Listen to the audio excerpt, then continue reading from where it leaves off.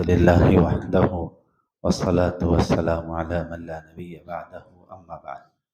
آج کی تراویح میں 19واں پارہ پورا ہوا اور 20واں پارہ 7-8 ٹکڑے ہوئے ہیں، جس کے اندر مختلف پیغمبروں کے حالات کو اللہ جل شانہ نے اپنی کتاب میں بیان فرمایا ہے۔ من جملہ اس میں سے حضرت ابراہیم علیہ السلام کا جو اپنے والد کو دعوت دینا ہے، بت پرستی سے روکنے کا تذکرہ ہے۔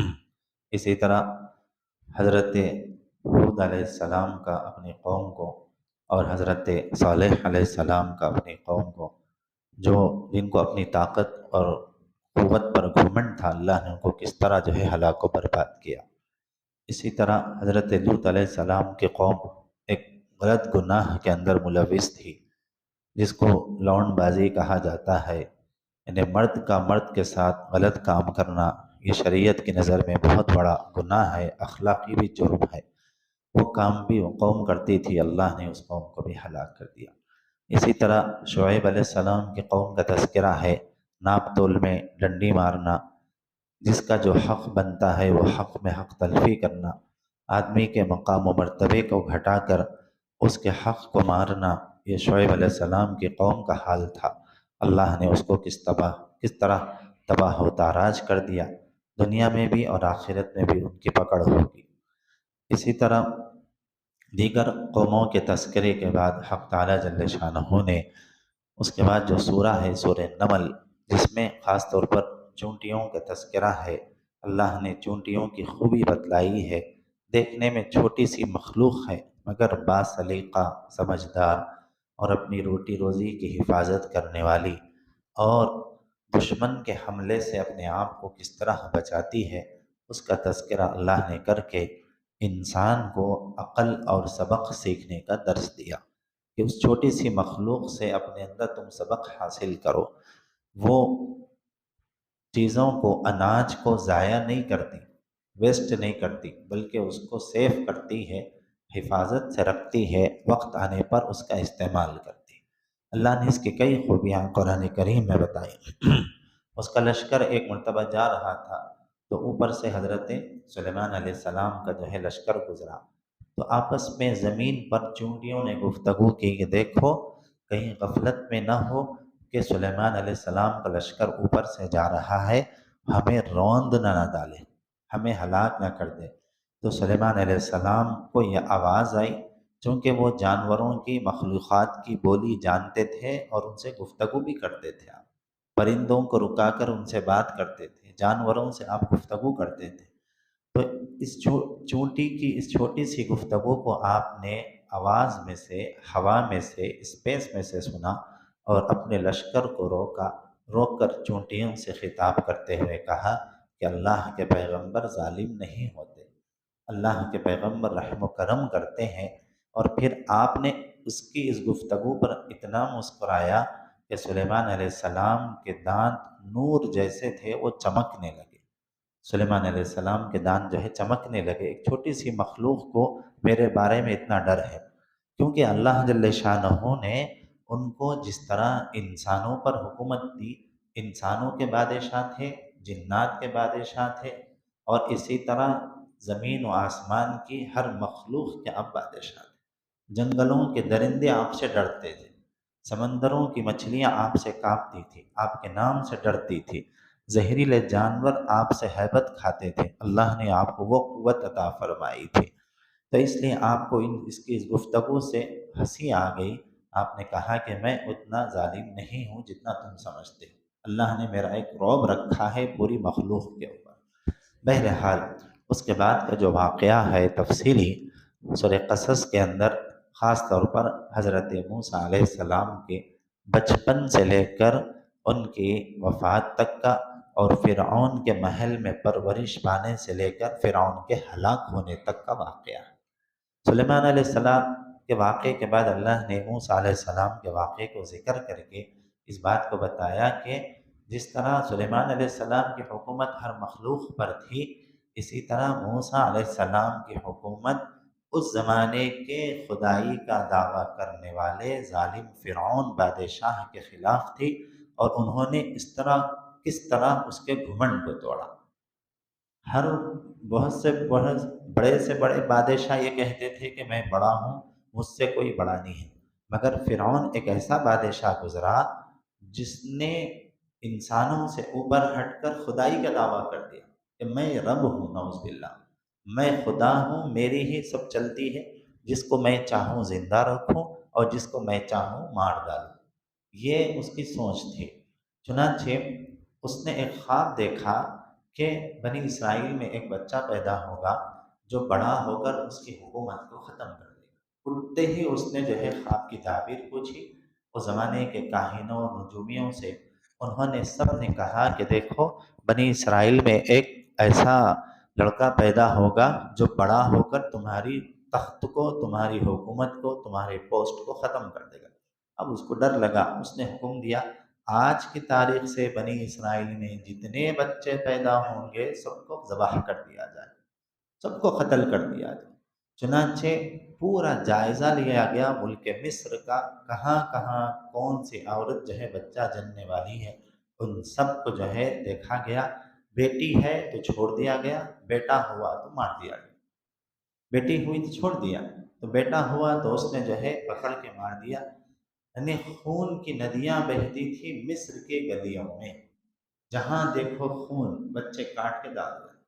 جس طرح سلاٹر ہاؤس کے اندر، ذبح خانے میں جانوروں کو کاٹ کے ڈالنے سے خون ہی خون ہوتا ہے، وہ صورتحال تھی۔ روایتوں کے اندر ہے کہ 12,000 بنی اسرائیل کے بچوں کو ذبح کیا، ایک روایت کے مطابق۔ مگر اللہ کی کرنی، ان سب کے درمیان موسیٰ علیہ السلام پیدا ہوئے۔ اللہ کی کرنی دیکھو۔ اور پھر عجیب ماجرا، جہاں سے ظلم پھوٹا، جہاں سے قتل و غارت گری کا بازار گرم ہوا، جس محل سے فرمان اور احکامات جاری ہوئے قتل کرنے کے، اللہ نے اسی ظالم بادشاہ کے محل میں موسیٰ علیہ السلام کی پرورش فرمائی۔ اب جب یہ پیدا ہوئے، ان کو ماں کو پریشانی ہو گئی، گھر میں ڈیلیوری ہوئی، موسیٰ علیہ السلام پیدا ہوئے، تو اب بچے کی آواز کیسا بھی باہر جاتی ہی ہے، گھبرانے لگے، ڈرنے لگے، چاروں طرف قتل و غارت گری ہے، اب میرے معصوم ننھے سے بچے کا کیا ہوگا؟ ان کی والدہ نے ان کا نام موسیٰ رکھا، موسیٰ علیہ السلام۔ اب نتیجے کے اندر آپ پریشان ہوئی کہ آخر کروں تو کیا کروں، کچھ سمجھ میں نہیں آیا۔ اسی ٹینشن کے اندر آنکھ لگی، سو گئی۔ ایک فرشتہ اللہ کی طرف سے آ کے ان کے دل میں بات ڈالا کہ تم گھبراؤ نہیں، ایک سوٹ کیس، ایک باکس بناؤ جس کے اندر موسیٰ علیہ السلام کو لٹاؤ اور لٹا کر ان کو دریا کے حوالے کر دو۔ تم پریشان نہ ہو، ہم تمہارے بیٹے کو بڑا کر کے تمہارے پاس لوٹائیں گے ہی نہیں بلکہ وقت کا پیغمبر بھی بنائیں گے۔ اب ماں تو ماں ہوتی ہے، نیک تھی، نیک خاتون تھی، وقت کے پیغمبر کی ماں ہے، کوئی عام ماں تو نہیں ہے۔ دل کی کیفیت اطمینان ہوئی، فرشتے کے جو ہے اللہ کی طرف سے جو الہام والی کیفیت تھی وہ اس سے دل مطمئن ہوا۔ صبح اٹھی، اپنی بیٹی کو یعنی موسیٰ علیہ السلام کی بہن کو ساتھ، بہن بڑی تھی، موسیٰ علیہ السلام چھوٹے تھے، تو ماں اور بہن نے مل کر ایک صندوق تیار کیا اور یہاں وہاں سے کوشش کر کے اس کو اچھی طرح پیک کیا، تھوڑی سی جگہ رکھی سانس لینے کے منہ کی طرف سے، اور موسیٰ علیہ السلام کو بڑے احتیاط سے اس کے اندر جو ہے ڈال دیا، اور ڈال کے اب ماں کی ممتا تو برداشت نہیں کرتی، ماں تو گھر میں بیٹھی بے چین اللہ کی طرف متوجہ رہتی۔ بہن سے کہا کہ دیکھو تم ساتھ ساتھ اس صندوق کے ساتھ جاؤ، یہ صندوق جاتا کہاں ہے آخر دیکھو۔ اب یہ موسیٰ علیہ السلام کی بہن ان کے پیچھے پیچھے چلی، دریا کے کنارے سے ہوتے ہوتے ہوتے ہوتے عجیب اتفاق فرعون کے محل میں پہنچا۔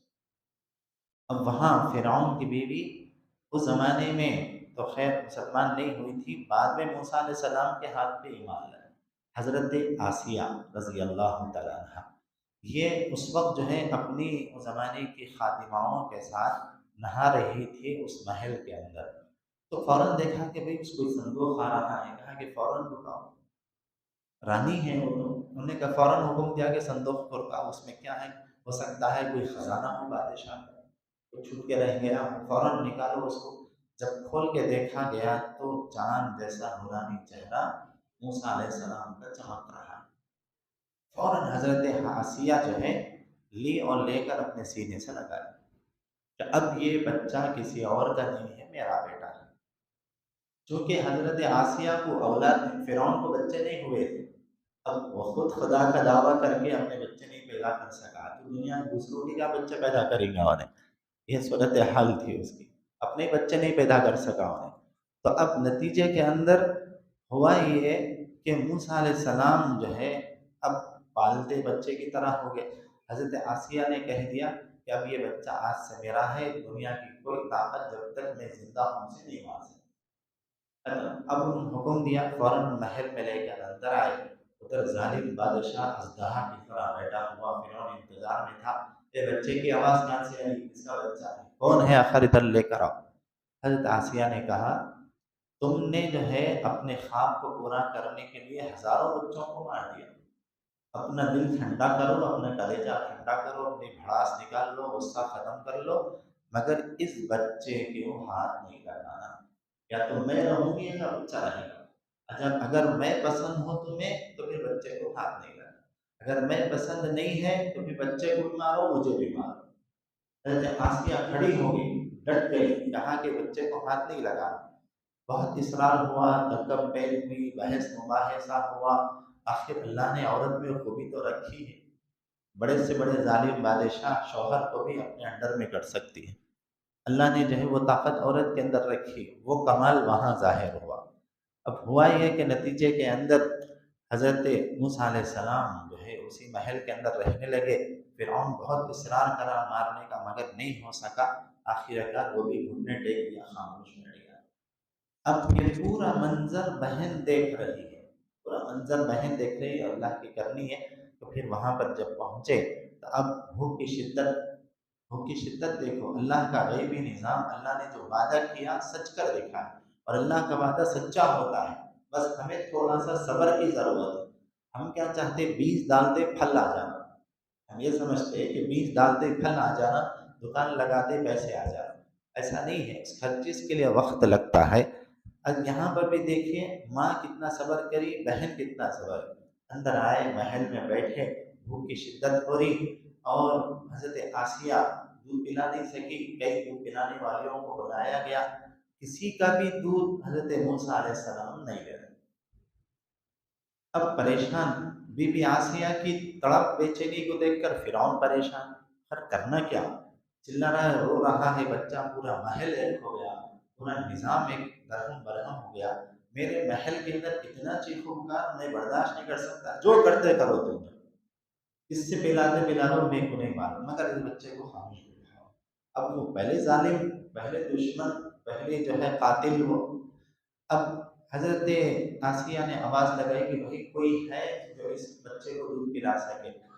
تو بہن بڑی حکیم، بڑی سمجھدار تھی بہن، حضرت موسیٰ علیہ السلام کی بہن، بہت ہی جو ہے شارپ مائنڈ، انہوں نے عجیب جملہ کہا کہ دیکھو ایک مکان ہے یہاں پر بستی میں، ایک عورت رہتی ہے، شاید اس عورت کا یہ بچہ دودھ پیے، یہ نہیں کہا کہ میری ماں ہے، یہ نہیں کہا کہ جو ہے اس کی ماں ہے، ایک عورت یہاں رہتی ہے، شاید جو ہے میں وہاں تک لے کے جاؤں گی، یا اگر آپ حکم دے تو اس عورت کو یہاں لاؤں گی، وہ ہو سکتا ہے کہ اس عورت کا جو ہے دودھ پی لے۔ اب وہ دھما دھمی میں کچھ سمجھ میں نہیں آیا، فوراً حکم دیا ٹھیک ہے بھائی کوئی بھی ہے لے کے آؤ۔ اب جو اللہ نے وعدہ کیا تھا کہ تمہارا بیٹا تمہیں لوٹاؤں گا، تو پہلا وعدہ پورا ہوا۔ پہلا وعدہ پورا کرتے ہوئے اللہ نے کہا، ماں دوڑتی ہوئی آئی، بہن پہنچی کہ دیکھو امی ایسا ایسا قصہ ہے، فوراً چلو۔ ماں گھبرائی کہ بھائی کیا ہوا ایسا، کہیں ایسا نہ ہو کہ بہانے سے میرے سامنے میں بچے کو آئے، مگر اللہ کے حکم پر یقین تھا۔ دوڑتے ہوئے آئیں، دیکھا تو فوراً اپنے بچے موسیٰ علیہ السلام کو لیے اور سینے سے لگا جو ہے آپ دودھ پینے لگے، فوراً جو ہے دودھ پینے لگے اور پیٹ بھر کر دودھ پیا۔ اب دیکھو اللہ کی کرنی، فرعون پورا منظر دوسرے طریقے سے دیکھ رہا تھا، پورے حالات معلوم کر رہا تھا۔ بی بی آسیہ نے کہہ دیا فرعون سے کہ دیکھو شاید یہ اس عورت کا دودھ اس بچے کو پسند آ گیا ہے، لہٰذا یہ عورت آج سے اسی محل میں رہے گی، ماں بھی اور بیٹا بھی دونوں۔ اب پورا VIP کی طرح شاہی پورے محل کے اندر حکم دے دیا کہ پورے کھانے پینے کا انتظام جس طرح فرعون کے لیے وقت کے بادشاہ کے لیے رائل جو ہے کھانا پکایا جاتا ہے وہ کھانا ان کو دیا جائے، پورا شاہی پکوان، کسی قسم کی کمی بیشی نہیں، شاہی دسترخوان لگایا گیا، ان کے الگ سپریٹ انتظام، جو بھی نخرے ہیں جو بھی جو ہے چیزیں ہیں وہ پورے فارمیلٹیز پورے کرنے کے لیے حکم دے دیا فرعون نے۔ اب چنانچہ جو ہے ماں آ گئی پورے پورے بسترے کے ساتھ، ایک کمرہ آراٹ کر دیا گیا محل کے اندر فرعون کے، اور سکون سے جو ہے پرورش ہوتی رہی۔ باقی قصہ انشاءاللہ آئندہ بتاؤں۔ اللہ مجھے اور آپ کو سب کو اللہ کے وعدوں پر کامل یقین کرنے اور اس کے احکامات کو بجا لانے کی توفیق عطا فرمائے۔ ربنا آتنا فی الدنیا حسنہ وفی الآخرۃ حسنۃ وقنا عذاب النار، والحمد للہ۔